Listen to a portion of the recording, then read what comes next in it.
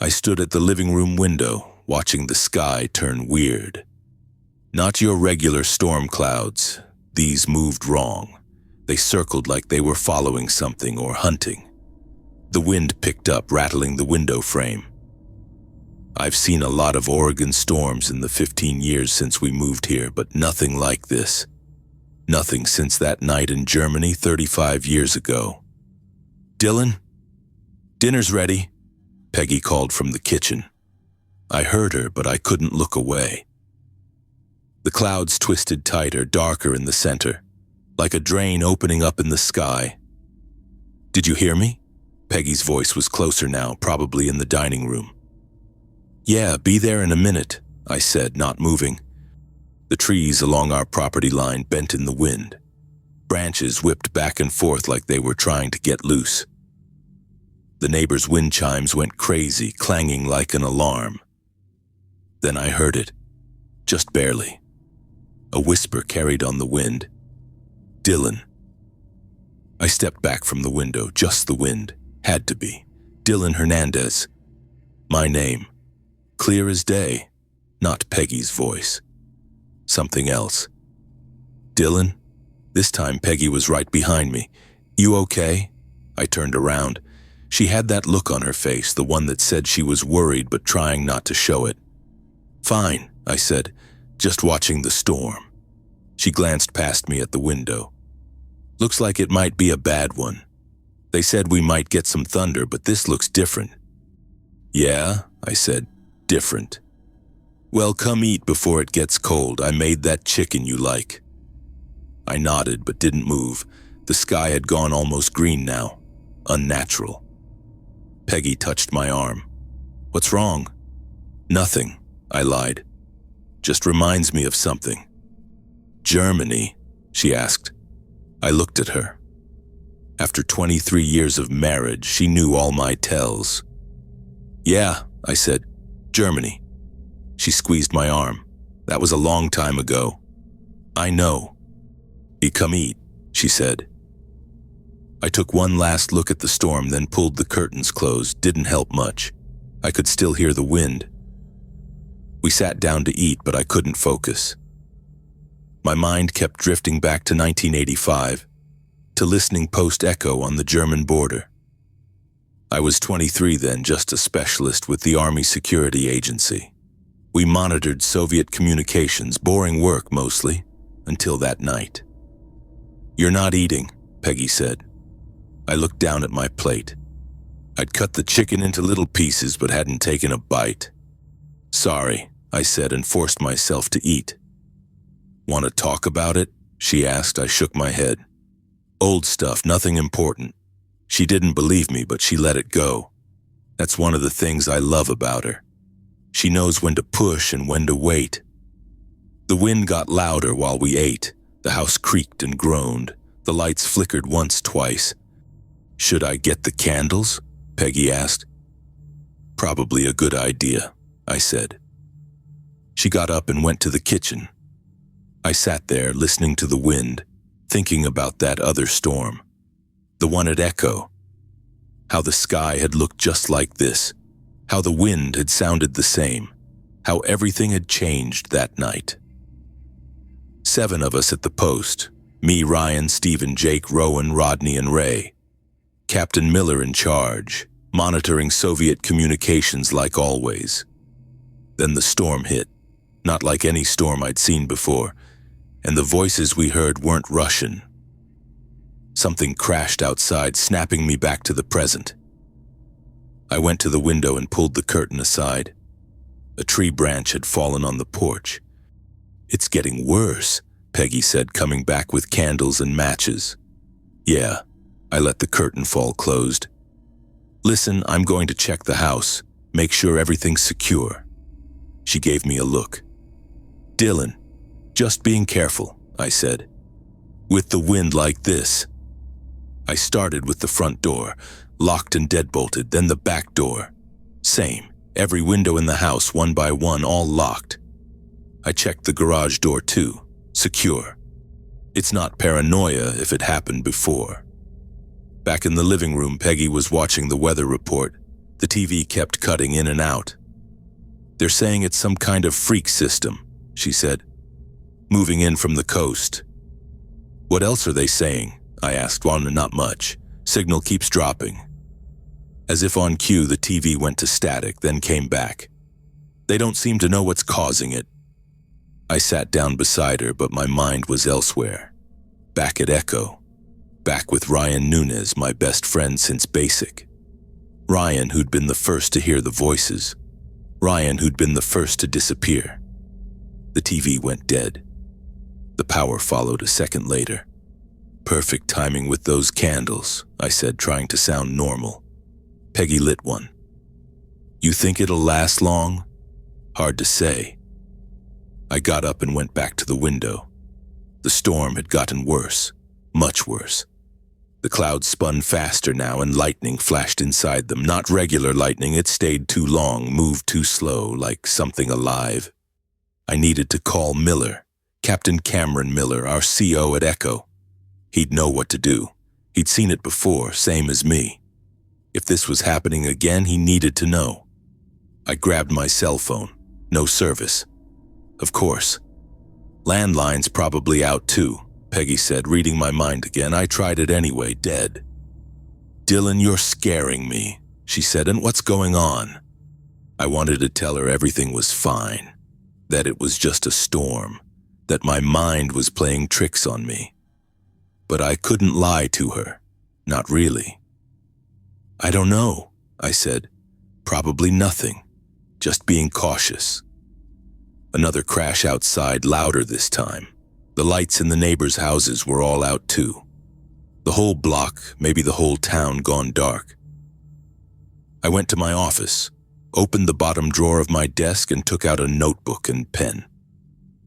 If this was happening again, I needed to record it, needed to leave something behind in case things went bad. I sat down and started writing.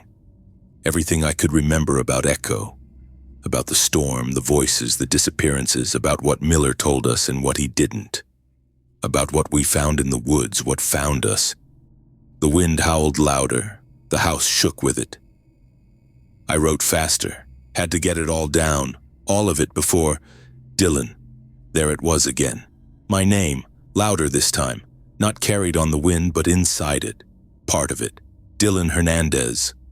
I stopped writing and listened. The voice was clearer now, like it was right outside the window, right outside the house. "We found you." I dropped the pen. "They found me. After all these years, they found me."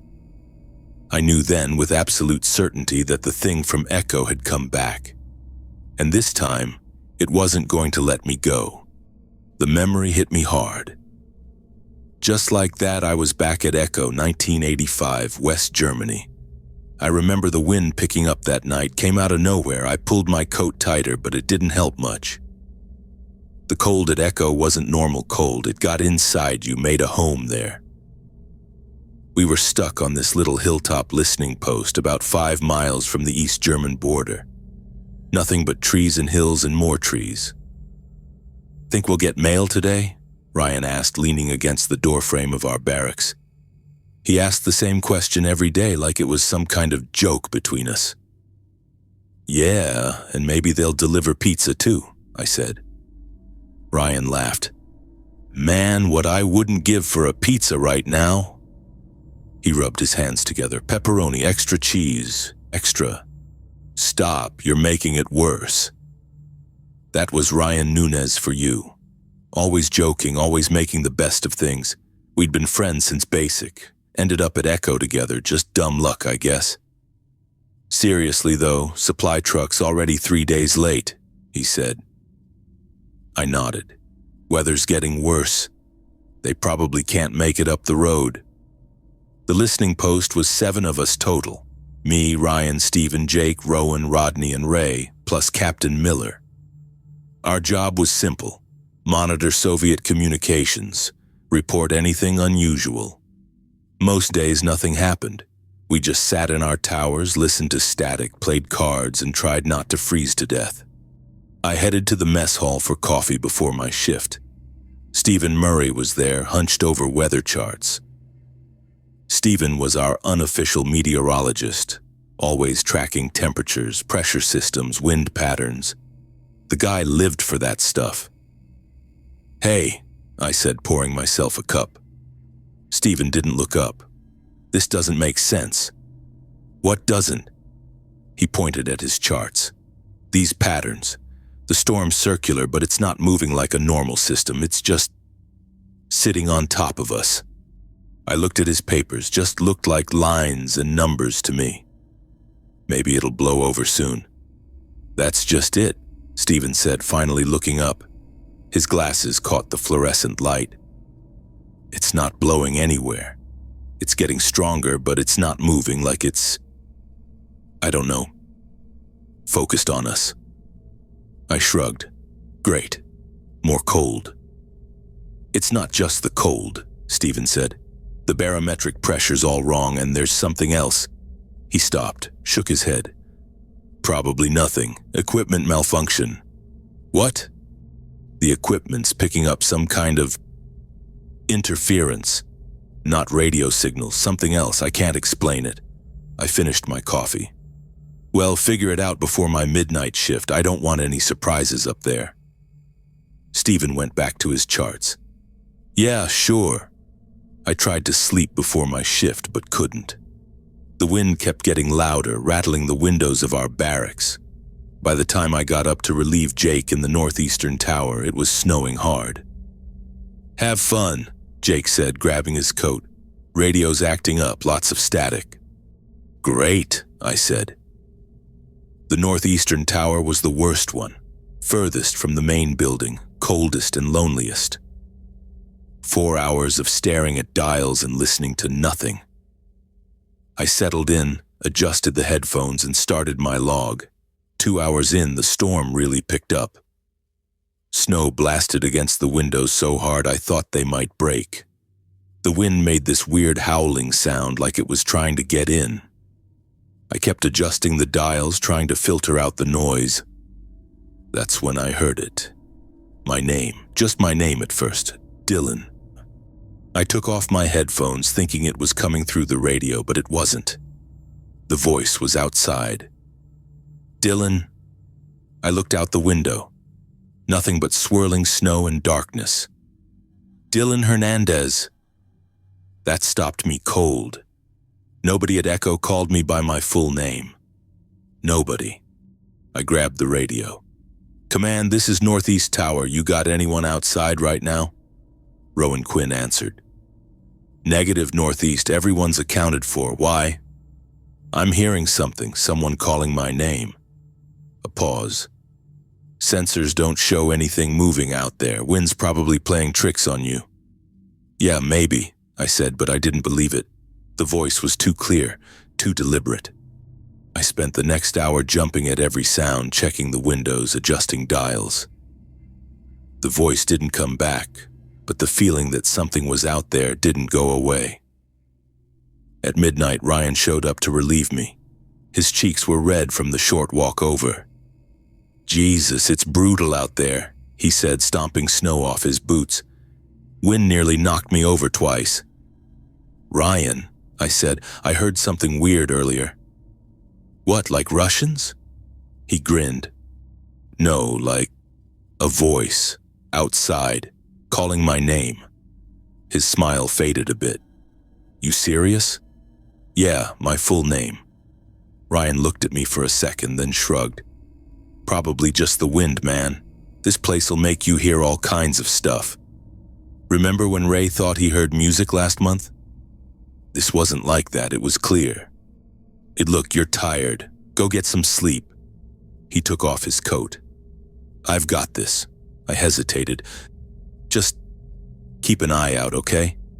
Yeah, I'll watch for the boogeyman." He laughed, but it sounded forced. "Go on, get out of here. I want to read my book." I put on my coat. "Radio if anything weird happens." "Will do, Mom." Ryan sat down, already pulling a paperback from his pocket. I walked back to the barracks, head down against the wind.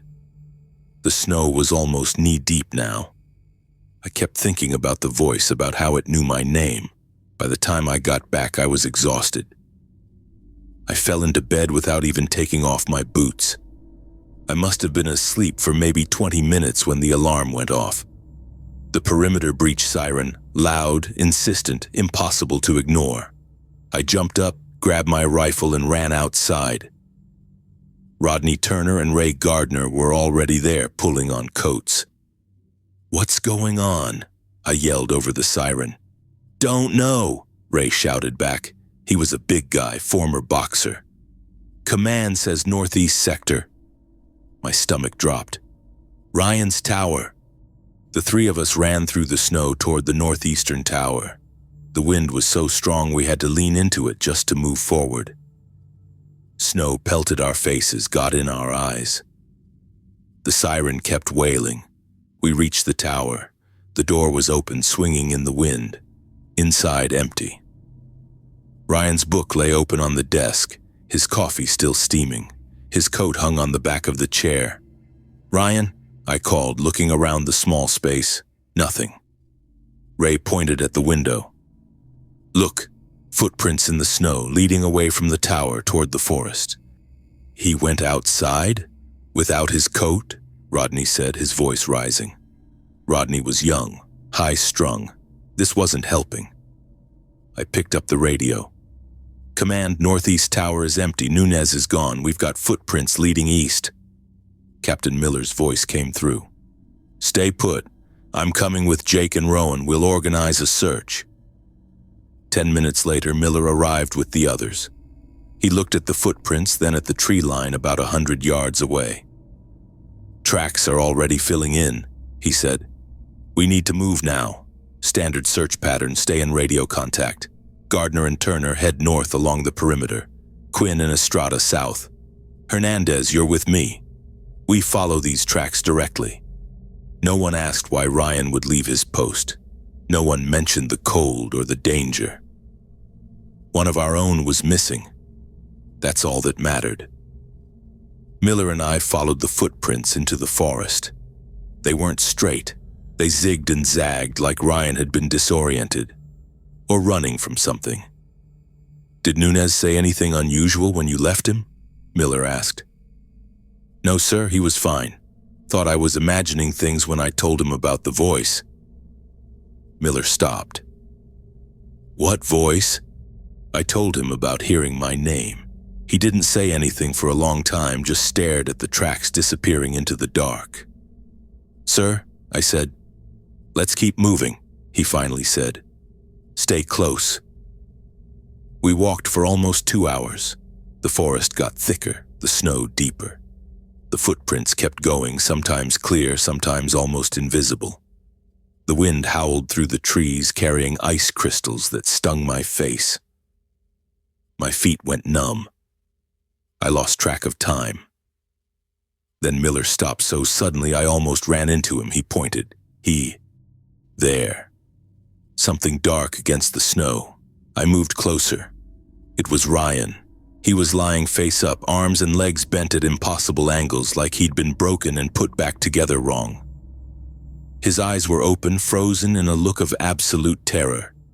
His mouth was stretched in a silent scream. I dropped to my knees beside him. "Ryan?" But I knew he was dead. His skin was blue-white, covered in a thin layer of ice, and there were marks on him. Not cuts exactly, more like tears. Like something had pulled pieces of him apart and then pushed them roughly back together. Miller knelt on the other side. He checked for a pulse anyway, his face grim. "Jesus," I whispered, "what happened to him?" Miller didn't answer. He was looking at the ground around Ryan's body, studying the snow. I followed his gaze and saw what had caught his attention. Footprints. Ryan's footprints continued past his body, deeper into the forest. Then another set came from a different direction, joined Ryan's trail, and both sets went back the way we'd come, back to where Ryan now lay. "I don't understand," I said. "It looks like he walked out here, then something followed him back." Miller stood up. "No," he said quietly. "Look closer." I did, and that's when I saw it. The second set of footprints, they weren't quite right. The spacing was off, the shape not quite human, and they didn't sink into the snow properly, like whatever made them didn't have normal weight. But the worst part was Ryan's return tracks. They were his boot prints, no doubt. But the stride was all wrong, too long, too straight. No one walks that way, no one human. I looked back at Ryan's frozen face, at the impossible wounds on his body, at the unnatural bend of his limbs. And I understood what Miller had already figured out. Whatever had followed Ryan back wasn't something else. It was Ryan. "We need to get back to base," Miller said finally. "Now." We didn't talk on the walk back. What was there to say? The base looked normal when we got back. Quinn and Estrada were already there, hadn't found anything on their search. Gardner and Turner showed up about 20 minutes later, same story. Miller called everyone into the mess hall. Nobody asked where Ryan was. They could see it on our faces. Miller told them straight. "Nunez is dead. We found his body in the forest." He didn't mention the footprints or what we thought about them, just said exposure and wild animals might have been involved. I knew why he held back. You don't tell people something like that when they're trapped at an isolated outpost during the worst storm in years. That night, nobody slept. We all just sat around, jumpy at every noise. Jake kept crossing himself. Stephen buried himself in weather charts. Ray cleaned his sidearm over and over. Rodney wouldn't stop pacing. The next morning, Jake came to breakfast looking like he hadn't slept in days. "I heard my grandfather last night," he said, picking at his food. "Outside my window."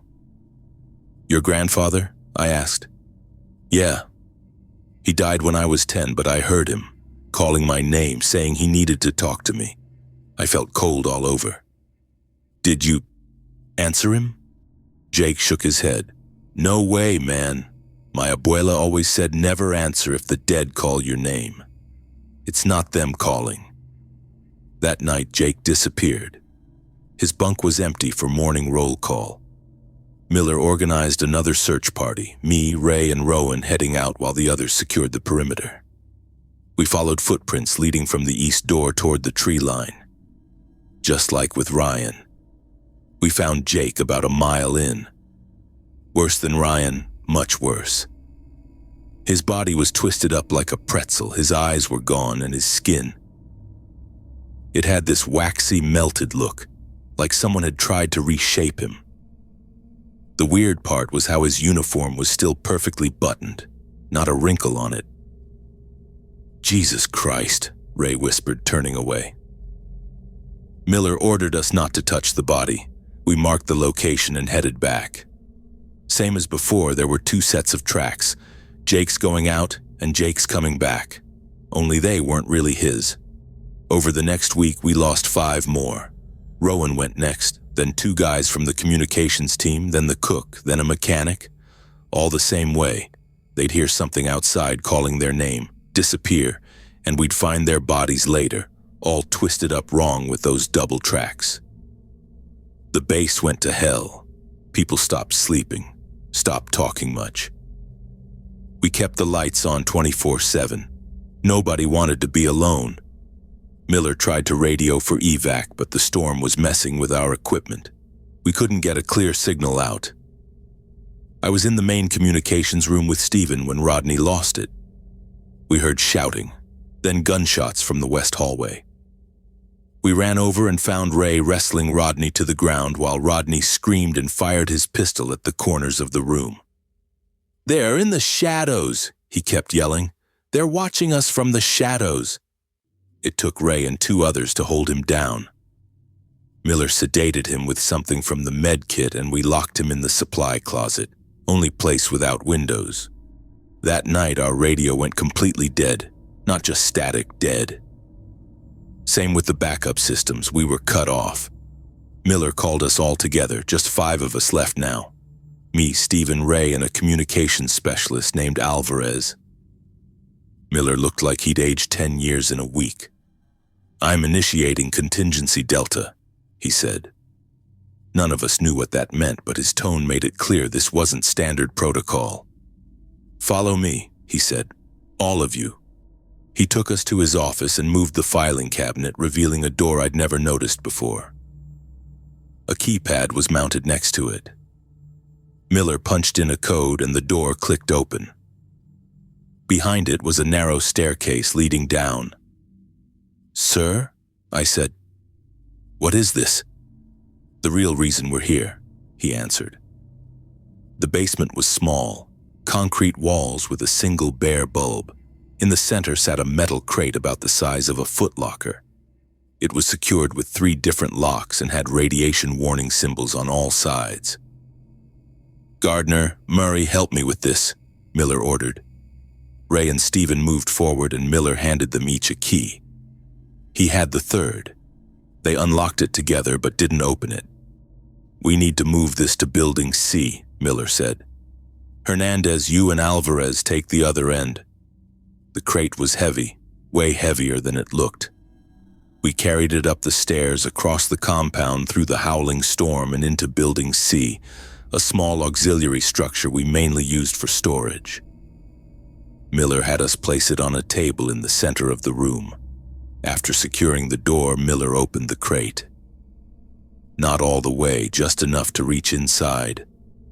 What he pulled out made my mouth go dry.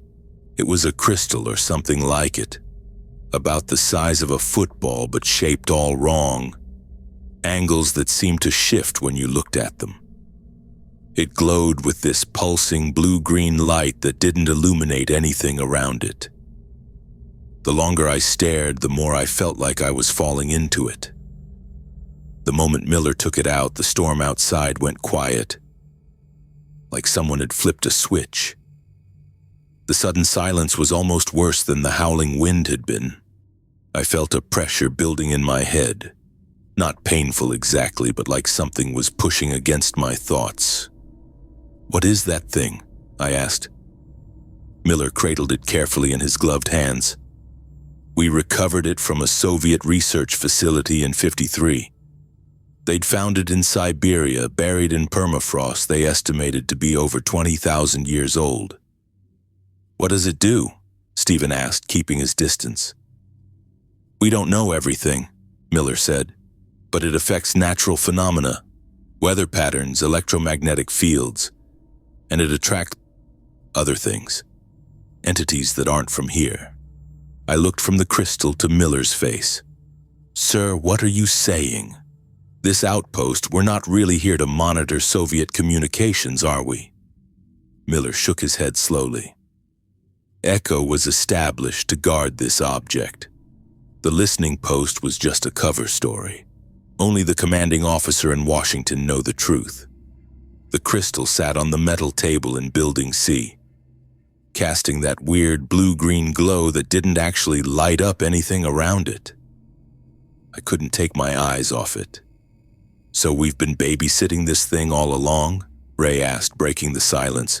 His voice sounded tight. Miller nodded. "That's the mission. Has been since '53. Stephen pushed his glasses up his nose, leaning forward without touching the object. "And these entities, they're drawn to it?" "Like moths to a flame," Miller said. He still wore the thick rubber gloves, standing guard over the crystal like it might jump off the table. "We don't fully understand why. The eggheads in Washington have theories, but nothing concrete." I rubbed my temples. The pressure in my head had gotten worse since Miller opened the crate. "So what do we do now?" I asked. Miller checked his watch. "We keep it out. The storm's already stopped, which means the entities should withdraw. And we wait for extraction." "Extraction?" Ray crossed his arms. "Radio's been dead for days." "There are protocols," Miller said. "If we miss 3 scheduled check-ins, a team gets dispatched automatically." "And when will that be?" I asked. 4 days at most." Miller straightened up. "Until then, we guard this with our lives. 2-person watch at all times. The rest of you get some sleep if you can." We set up a rotation. Miller and I took first watch while Ray and Steven tried to rest. We'd check on Rodney every few hours, still locked in the supply closet after his breakdown. I sat across the table from Miller, the crystal between us. For the first hour, neither of us spoke. "You knew about this the whole time," I finally said. Not a question. Miller didn't look up. Need-to-know basis specialist. "What about Ryan and Jake and everyone else who died? Did they need to know?" His jaw tightened. "We didn't expect the entities to manifest this strongly. It's never been this bad before." "Before? You mean this has happened at other outposts?" Miller gave me a hard look. "I've said enough." The night stretched on. My headache got worse whenever I looked directly at the crystal. I noticed Miller rubbing his temples too. We switched with Ray and Steven at 0400. I tried to sleep but couldn't.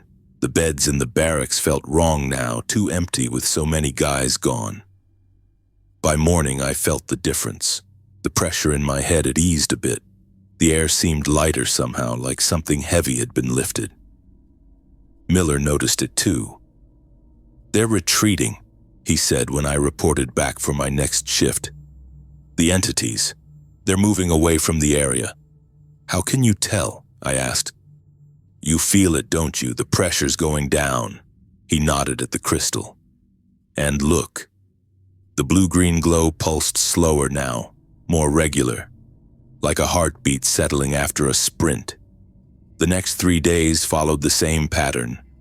We watched the crystal in pairs, checking on Rodney, who'd gone from raving to just staring at the wall, and waited.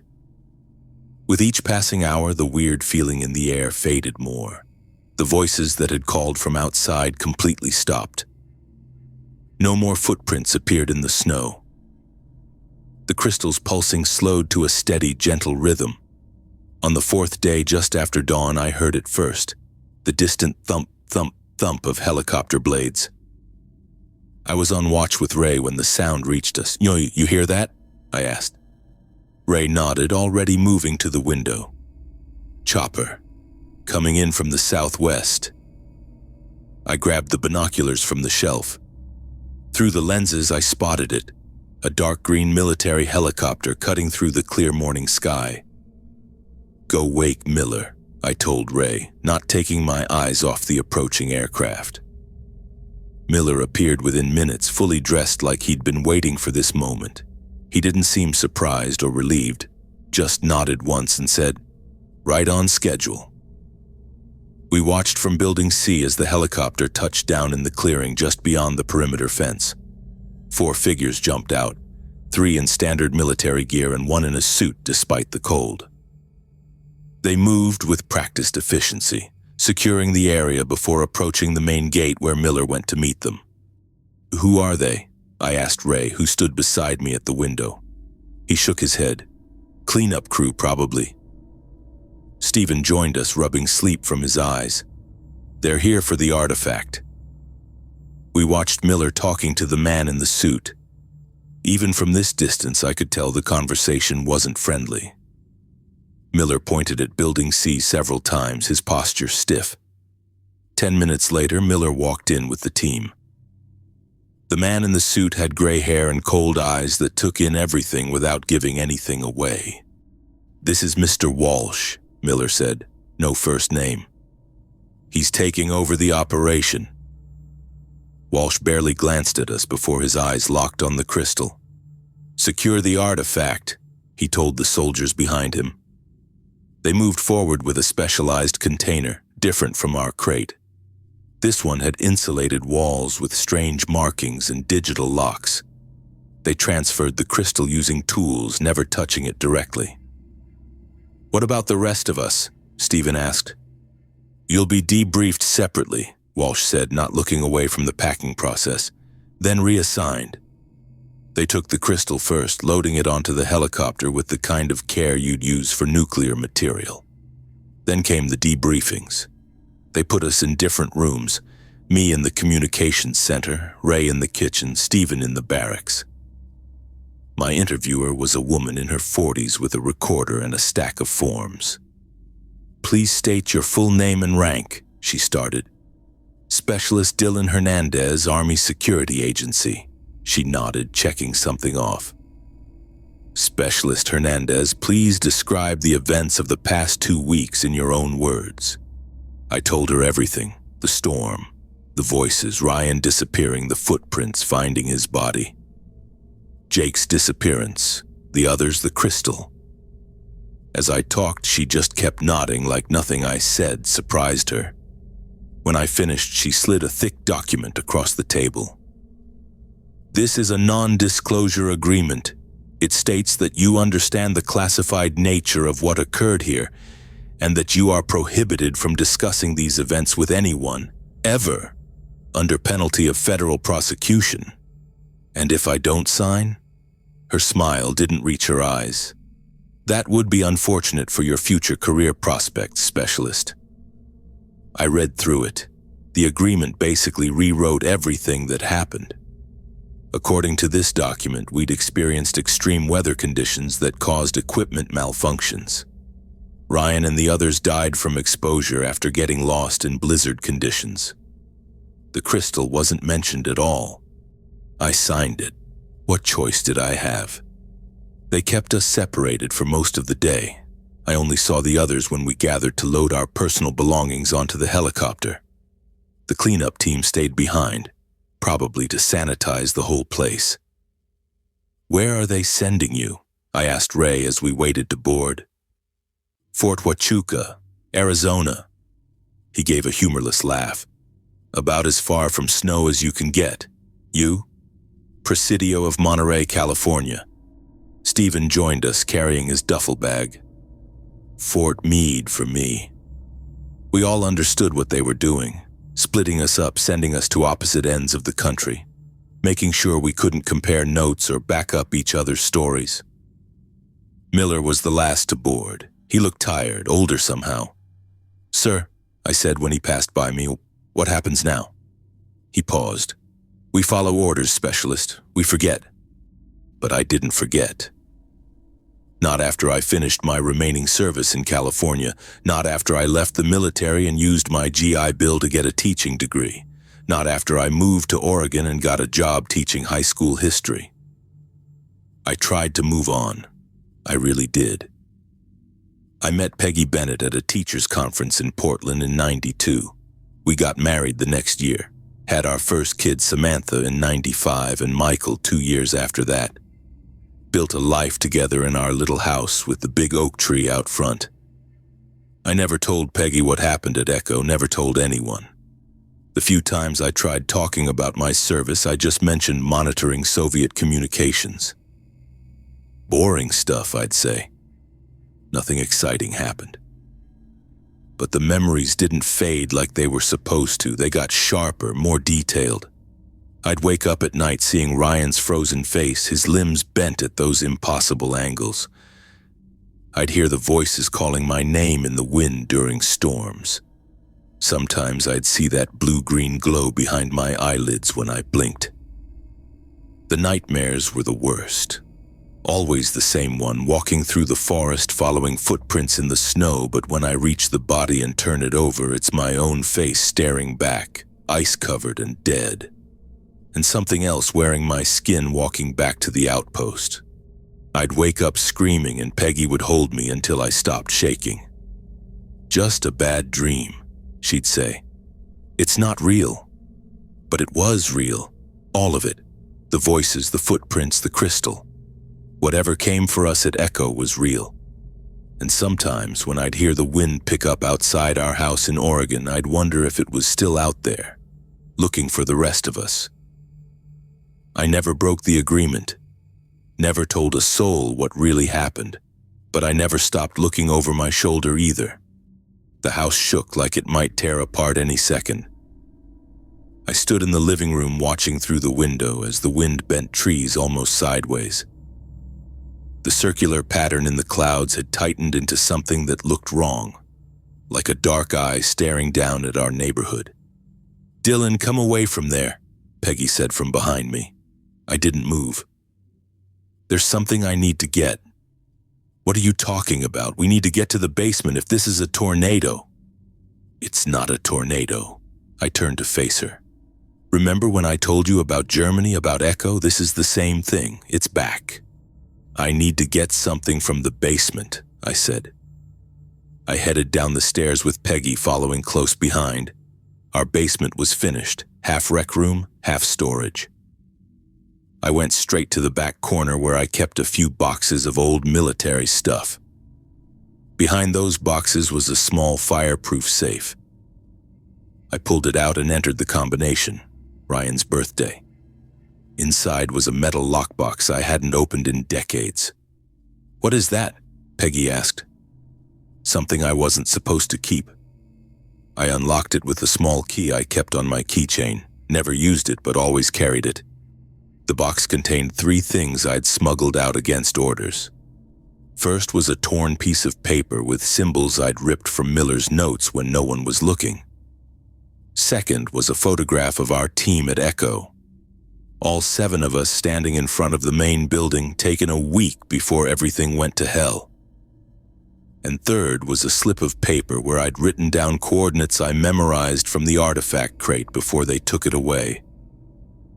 "I need to make a call," I said, taking everything upstairs. The landline was still dead and my cell showed no service, but I had one more option. In my office desk was an old flip phone. I'd bought it 10 years ago, never activated it, just kept it charged. It had one number programmed in it, a number I was never supposed to use. "What's that?" Peggy asked. "Insurance." I flipped it open and hit call. It rang 3 times before someone answered. "Identification," a woman's voice said. "Specialist Dylan Hernandez, ASA, Echo Outpost, 1985, Security Clearance Umbra, Contingency Delta." A pause. "Verification." "Blackbird 74 Alpha Echo 3. Another pause. "Stand by." I waited, watching the storm intensify outside. The wind howled, but underneath it I could hear my name again, louder now. A man's voice came on the line. "Hernandez, you were instructed never to use this number." "It's back," I said. "The thing from Echo, it found me." "Your location?" "My home, 1423 Cedar Lane, Portland, Oregon." "Remain where you are. Secure all entry points. Do not engage with any anomalous phenomena. A response team is being dispatched." The call ended. I looked at Peggy. "What's happening?" she asked. "Help's coming, I hope." We spent the next hour checking windows and doors. The house creaked and groaned under the assault of the wind. The voice outside kept calling my name, sometimes whispering, sometimes almost shouting.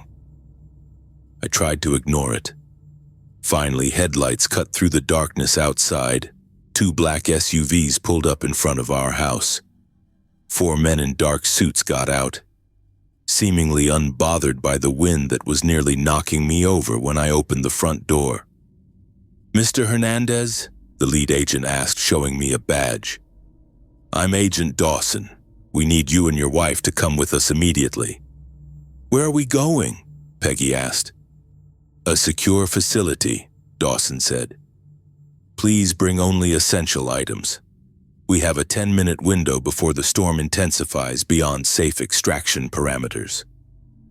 We grabbed our phones, wallets, and jackets. I brought the lockbox. The agents escorted us to the second SUV, 2 of them flanking us like we might make a run for it. Maybe they thought I would. The vehicles had some kind of reinforced frame. Even in the howling wind, they barely rocked. As we pulled away from our house, I looked back through the rear window. The clouds had formed a perfect spiral directly over it. "They knew exactly where I was," I said quietly. "What?" Peggy asked. "The entities, they found my exact location after all these years." The drive took about 40 minutes. We headed east out of the city, then north on unmarked roads until we reached what looked like an industrial complex surrounded by a chain-link fence topped with razor wire.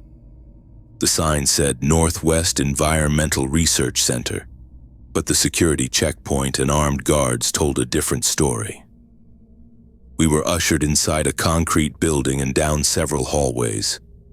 The place reminded me of Echo, utilitarian and cold. They separated us briefly for processing, which mostly involved taking our phones and having us sign more non-disclosure forms. Then they brought us to a conference room where several people in suits and a few in lab coats waited. Agent Dawson introduced a gray-haired man at the head of the table. "This is Director Walsh." The name hit me like a punch. Walsh? Like the Walsh from '85? The man smiled thinly. "My father. I've read all the files on Echo, heard about you, Specialist Hernandez. It's just Dylan now. I teach high school history." "Not tonight, you don't." Walsh nodded to someone who dimmed the lights, a projection screen lowered from the ceiling. 2 hours ago, we detected an anomalous weather pattern centered over your residence, Walsh said. Satellite imagery appeared on the screen showing the spiral formation above our neighborhood. But that's not all. The image zoomed out to show a world map. Red dots appeared in various locations, dozens of them. These are identical weather formations that have appeared in the last 24 hours. London, Cairo, Mumbai, Sydney, Moscow, Rio. Walsh looked at me. All exhibiting the same pattern as the incident at Echo. I stared at the screen. That's impossible. There was only one artifact. "Tell us everything you know," Walsh said. "The official record has gaps. My father believed certain details were deliberately omitted." So I told them. Everything. The voices calling our names, the footprints in the snow, finding Ryan's body, the others who disappeared, the crystal Miller showed us in the hidden basement, the entities that were drawn to it. "Miller said it was found in Siberia," I explained. "In permafrost dated to be over 20,000 years old. When the Soviets dug it up, they lost an entire research team. We took it from them in '53. "And the entities?" Walsh asked. "Not from here, that's what Miller said. They come through somehow when the crystal activates. They take people, kill them, then use them." A woman in a lab coat stepped forward. "Use them how?" "Like puppets. They'd take someone out into the woods, kill them, then something would come back wearing their shape. But not quite right. The footprints were wrong. The way they moved was wrong." Walsh nodded to another scientist who pulled up new images. "These were taken 30 minutes ago." The screen showed swirling black masses within each storm system, shapes that weren't clouds or lightning, but something else entirely. "They're manifesting physically now," the scientist said. "The energy readings are off the charts." "Why now?" I asked. "Why after 35 years? A thin man with wire-rimmed glasses spoke up. "We believe the entity was never destroyed, Mr. Hernandez, only temporarily repelled. It's been regaining strength, and now it's found a way to manifest in multiple locations simultaneously." "But what does it want?" Peggy asked. It was the first time she'd spoken since we arrived. Before anyone could answer, the lights flickered. A technician burst into the room. "Sir, we're picking up audio from the Portland anomaly." Walsh nodded. "Put it through." The technician pressed some buttons on a console. Static filled the room, then a voice came through the speakers. Dylan Hernandez." I froze. I knew that voice. It wasn't the same whisper from before. "That's Ryan," I said, barely able to speak. "That's Ryan Nunez." Everyone turned to look at me. "Your friend who died at Echo?" Walsh asked. I nodded. "It's using his voice now."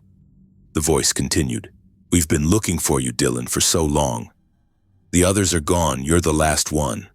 Walsh looked at his team. "Can we communicate with it?" "Inadvisable," one of the scientists said. "We don't know."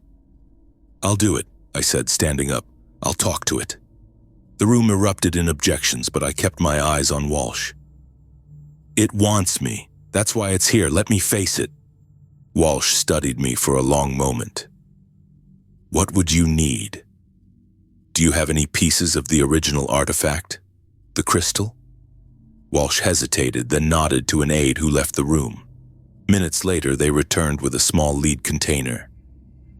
Inside was a fragment of crystal no bigger than my thumbnail, glowing with the same blue-green light I remembered. When we moved the artifact in 2001, a small piece broke off, Walsh explained. We've kept it isolated for study.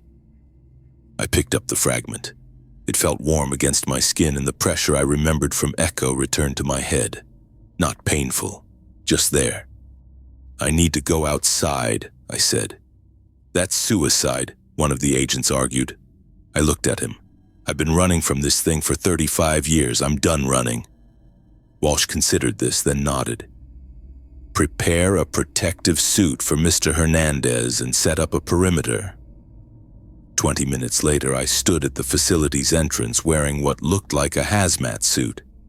The crystal fragment was secured in a small container attached to my belt. Peggy had begged me not to go, but she knew me well enough to know I wouldn't change my mind. Just come back to me, she'd said. The storm had found us. The same spiral cloud formation now centered directly over the facility, the wind whipping around me as I stepped outside. Through the helmet's visor, I could see the swirling darkness gathering about 50 yards ahead, not quite solid, not quite gas, something in between. I walked toward it. Each step was harder than the last, the wind pushing against me like it was trying to keep me away. Or maybe warn me. Ryan, I called out when I got closer. Is that you in there? The darkness pulsed. Not Ryan, the voice said, still sounding like my old friend. Ryan is gone, but we remember him. We remember all of them. What are you? I asked. What do you want? The swirling mass contracted, then expanded, almost like it was breathing. Home, it said. We want to go home. I reached for the container at my belt and opened it, holding up the crystal fragment. It glowed brighter now, pulsing in rhythm with the swirling entity. This brought you here, didn't it? I asked. You're connected to it somehow. Yes, it is a key, a doorway, but broken, incomplete. The voice changed, becoming less like Ryan's, more like many voices speaking together. We have searched for the pieces. For so long. And suddenly I understood. The entities weren't hunting us. They were looking for the crystal, the key to getting home. The people they took, the forms they borrowed, it was all part of their search. The rest of it is gone, I said. They moved it. Not gone. Changed. Hidden. The entity moved closer. You know where. The coordinates. The ones I'd memorized from the crate. I'd written them down and kept them all these years without knowing why. I might, I admitted. But why should I help you after what you did to my friends? We did not understand. Your forms are strange to us, fragile. We tried to use them to search. We did not know they would break. I thought about Ryan's frozen body, his limbs bent at impossible angles. The others we found, the nightmares I'd had for decades. If I help you find it, I said, you'll leave? Go back where you came from? Yes, we do not belong here. This place hurts us as we hurt you. I pulled out the slip of paper with the coordinates. It's somewhere here. I don't know exactly what they did with it. The entity pulsed faster. Show us. I held up the paper. The swirling darkness reached out, not touching me, but examining the numbers somehow. We see it now, the entity said. Thank you, Dylan Hernandez. The swirling mass began to contract, growing smaller and denser. Around me, the wind started to die down. Through my headset, I could hear the technicians inside reporting that the anomalies worldwide were dissipating. The entity had shrunk to a point of intense darkness hovering in the air. Then it shot upward into the center of the spiral cloud formation. There was a flash of blue-green light, the same color as the crystal, and the clouds began to unwind. I stood there watching as the sky gradually cleared, stars becoming visible for the first time that night. The pressure in my head eased, then vanished completely. It was over. Whatever had come for us at Echo, whatever had haunted me for 35 years, had finally gone home. I turned and walked back to the facility where Peggy was waiting. I knew the voice in the storm would never call my name again,